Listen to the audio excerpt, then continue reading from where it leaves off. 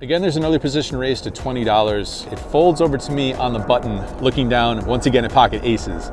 And this is the same player that I had just 3-bet previously. Could be a pretty good situation here. Might not get too much credit when I do go ahead and 3-bet it to $80. And we get some good news when it folds back to the initial raiser. He puts in a 4-bet to $280. We're somewhere in the neighborhood of $1,500 effective, maybe even a little bit more, maybe 2K effective. Don't think I need to put in a 5-bet though. Again, don't think I have any sort of 5-bet bluffing range here. So I'm gonna flat call here, especially in position. We'll have the rights to decide whether there's any more betting that happens on any particular street. We're off to a flop, heads up, which comes about as favorable as it possibly can. We're flopping quads here. Ace, ace, 4. Life is looking pretty good here, especially when my opponent decides to deposit $350 into my bank account. Turn is an offsuit 3. Life is good when he continues betting. You bet $600. Same situation, pretty sure he's gonna be bluffing a lot of the time, considering that we have all the aces and all of his other holdings you would think would find a check at some point thus far. So no reason to raise here. With that in mind, I go ahead and flat call. The river, even though we can never lose here, it's actually a bad card because now that there is another 4 on board, if we happen to call the flop in the turn with a hand like ace jack suited, ace queen suited, something like that, he's never going to be able to push us off of that because we have the virtual nuts in that situation. He's just going to have to shut it down, and not surprisingly, that's what he does when he checks it over to us. Now we just have a decision of how much to bet here. I don't envision him calling any sizable bet whatsoever, so I size all the way down to, I believe, $225 or $250. Not only him, but some other people in the room get a laugh out of that bet, and he doesn't think about it for too long before giving up, letting it go, making the fold. Obviously, he's bluffing there. Probably a hand like king queen or something like that, if I had to make a guess. Maybe he can find a 1 in 28 times that he can maybe chop or win the hand with a call facing a $50 bet. Anyway, he's not going to pay out the $225 with whatever you happen to have. The jig is up. I go ahead and show everyone enjoys seeing quads. It's gonna be tough to get me out this one.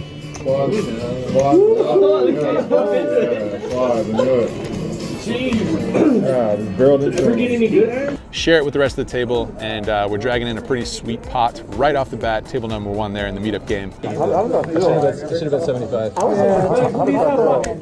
Later on, I ran into a pretty tough hand when there was an early position raise to $25. There was 2 calls, and I looked down at 7-6 in the small blind. I think if the raise size was a little bit smaller, I could consider a 3-bet, but with an early position 5x open, I just decide to flat call there, not expecting to get a 3-bet bluff through quite as often facing the bigger sizing. The big blind calls as well. So 5 ways to a flop, which comes queen, 6, 4, 2 spades, 1 diamond. I check my middle pair, big blind checks as well, and the initial raiser puts out a bet of $80. Folds over to me, we have middle pair, we have some equity here, maybe the best hand sometimes, probably not too often though. I decide to call, see another card, and the big blind folds. Turn is a great card. It's the 5 of diamonds, putting a second flush draw on board and giving us 2 pair. I check in and he bets $180. I think a check raise is way better than flatting here. We only really lose to pocket queens and maybe pocket 4s, but he would have had to open pocket 4s for 5x sizing from early position. Not quite sure how often he would do that. We can also deny equity versus some flush draws, which could potentially make up a decent percentage of his range in this spot. Reasons to flat might include keeping all of that part of his range in there. All of his bluffs, we're just gonna shut those out with a raise. Perhaps even his good hands like aces or kings might find a fold there as well with a big turn check raise. I make the questionable decision of flatting and keeping his range wide, and the river is a really bad card. It's the 5 of spades, completing the front door flush and putting 4 to a straight on the board. I check it over to him and he puts out another bet, this time in the range of $450 to $500. I really wouldn't expect him to bet this river with aces or kings or ace queen. So it's a tough spot now because he either rivered a very strong hand like a flush or maybe a straight, or he's bluffing, maybe with a hand like ace king of diamonds. But I'm not sure I would expect him to always bet that hand on the flop versus 4 opponents out of position. I say out loud that it's a bad card for me, and he says yup pretty casually. Since I don't block any of those strong hands, those flushes or the straights, I decide to toss it away, and my opponent goes ahead and shows us the bad news. It's ace king with the ace of spades. So he's got the nut blocker. He makes a very good bet on the river. Good situational awareness, obviously with the ace of spades. I'd say that's a very good bet there on the river. Kind of surprised he bet the flop there with ace king offsuit versus 4 opponents, but he gets the job done, doesn't really matter. We make a bad fold there in the end, at least results wise. And unfortunately, all the run good for us came early on at that first table. Later on, I went pretty card dead and then made that bad fold. Didn't accomplish too much beyond that first table. Got into the game for $2,000. Cash out of the game for $2,730. We do book a win of $730, but even better news than that is that we completely packed Rounders Card Club again. We had 10 5-5 tables running during the first night of the meetup game, and every single table was in use running cash games. It was a 2-day event, and on the second day, we held our second ever tournament meetup game. It was a $200 buy-in tournament mug with a 10K guarantee. We managed to get $20,000, over $20,000 into the prize pool. So 2x the guarantee, again, over $20,000 in the prize pool for the second time in a row in a pretty small buy-in tournament. Obviously, I didn't win the tournament. Congrats to Mike and AI who ended up chopping the tournament. Heads up. We won a little money for ourselves, had a great time, another great time down there in San Antonio. I'm sure we'll be back again sometime in the near future. Right, just behind this crane here, Encore Casino, Hotel, Spa, Suites, and Pool. Back in Vegas now, here through the weekend. No meetup games for at least a week. Let's go, let's get to work.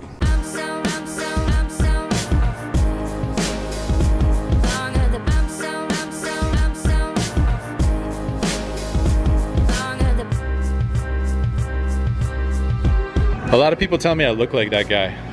What do you guys think?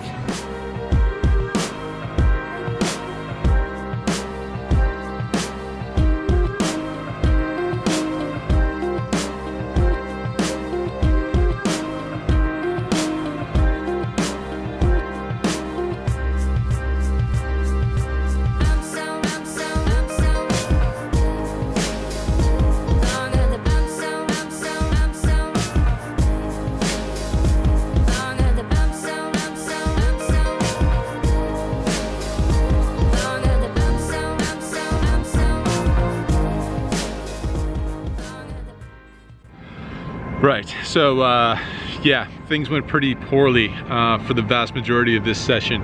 For a while, the best thing that happened was when I looked down at pocket queens in middle position and make it 20 to go. The player on my direct left makes it $60 to go, and the player on his direct left makes it $165 to go. The player who 4-bet, I think, is a little bit on the tighter side, so I just go ahead and fold. I invest $20 into these pocket queens and I fold it. The player on my left folds pretty quickly, so it turns out he was bluffing. The player who put in that 4-bet shows us 2 aces.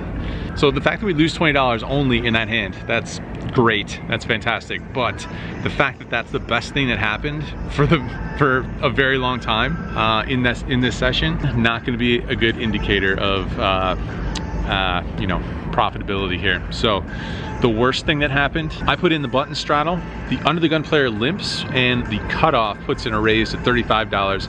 I looked down an ace king offsuit on the button. Premium hand here, especially facing a raise from a regular who could very well be isolating the limper. I make it $120 to go with a 3-bet, and it folds back to the cutoff who puts in a 4-bet to $290.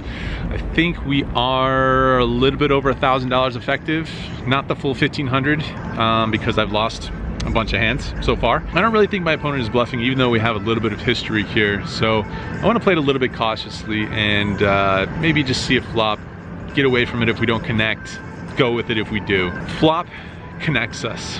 Flop comes king high. Not too much else to fear. It's king 9-4, I think, something like that. He down bets the flop drastically. We make a standard flat call. Turn doesn't change too much other than maybe adding a backdoor flush draw. He goes ahead and jams the rest in. It's not that much, and we have top pair, top kicker in a 4-bet pot. We're never going anywhere. We go ahead and make the call, and we're up against pocket aces, drawing to 2 outs, which do not come on the river. So we lose piles there. Yeah, I think in a straddled pot, when you're only ending up with 50 big blinds effective, button versus cutoff with a limper and a reg who could easily be ISOing that limper as mentioned, and a king high flop, that's a lot of factors that are going to combine into not really finding a fold, I don't think, at any point. So, as mentioned, We lose the maximum there. Things going terribly in the 2-5 session here back at the Wynn in Las Vegas. It's a little bit chilly out here, so let's power through. Last hand of note. Again, there's a straddle on and an early position raise to 35. There is a middle position player who makes it $110, and I look down at pocket jacks, 2 black jacks right next to him. Don't think I want to 4-bet here. Getting 5-bet would suck. We are fairly deep. I think we're about $1,500 effective in this hand. I have topped up my stack for the maximum, and we still have the player behind us, the player in early position, possibly under the gun, who opened the action in a straddle pocket 35. So just gonna flat here, see what happens with that early position player, and then take this one to the streets. So the early position player calls, and we're going 3 ways to a terrible flop. Ace 10-4 all hearts.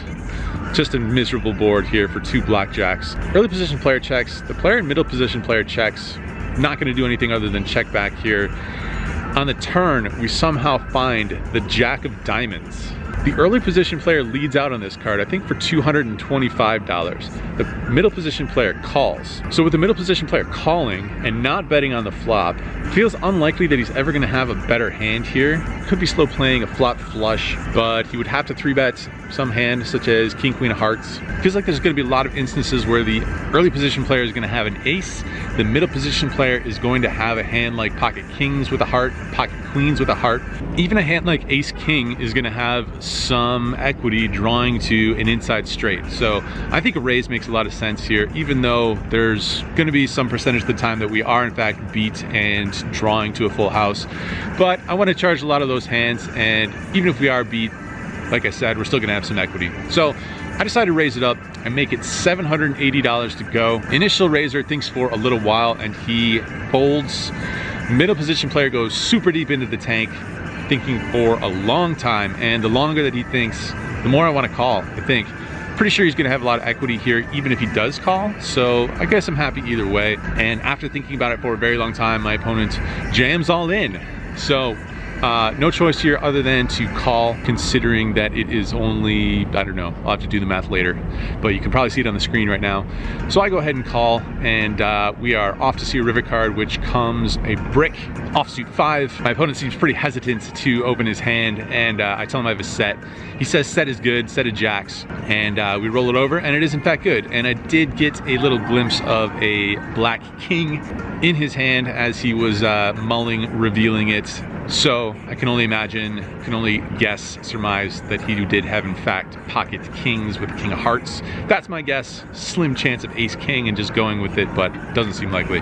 Right, so into this game for $3,600. Just a standard 2-5 game, in for $3,600.